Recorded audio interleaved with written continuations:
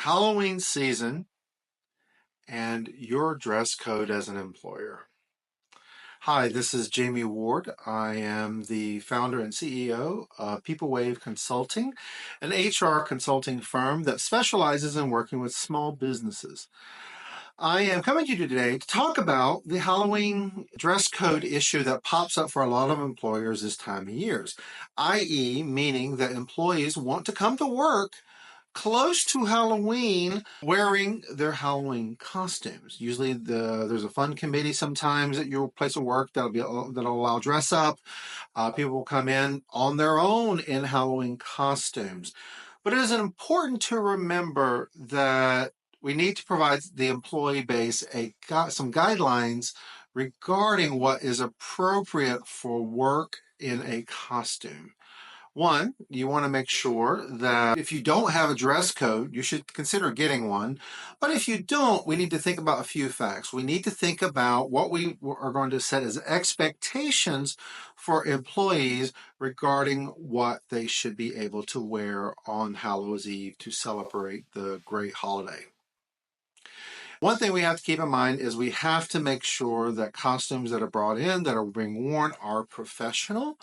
That means we need to make sure that they can talk to a client, they can talk to a fellow colleague and not be off-putting with their attire. The other aspect of this is we need to make sure that costumes are not too risque or revealing in terms of what they present during the workday. I would caution against see-through costumes of any sort, anything that looks like lingerie, or anything that might have a very low cleavage or hemline, or high hemline, excuse me, that are some things that we should consider as probably not work appropriate. Another thing we need to think about is cultural appropriation. Are we being culturally sensitive to that topic? We need to make sure that the things that are worn to work do not offend a particular cultural or religious group.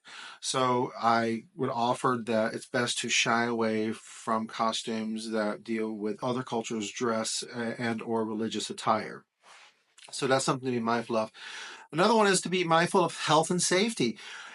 If you're in a manufacturing facility or a situation where you have to move around a lot, having a costume that has loose bits and bobs and jangling, dangling jewelry or things of that nature should be considered not appropriate for your work situation.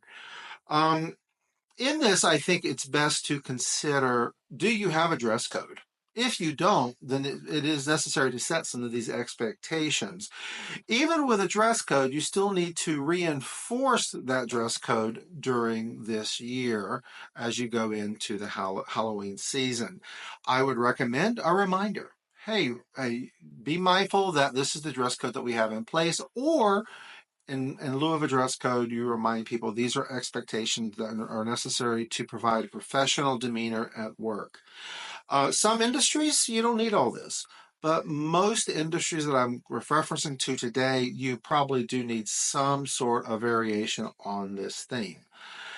This could be a myriad of topics, a myriad of subjects. So again, I offer that this is not a presentation. This is a conversation. If you like what you're hearing, please like and subscribe and reach out to me via the comments or my email at jamie@thepeoplewave.com if you want to discuss this topic regarding the choices that your employees have potentially made in the past and what they might make in the future. If you have any questions, please reach out to me. I hope you all have a wonderful holiday season, and we'll talk to you soon. Take care.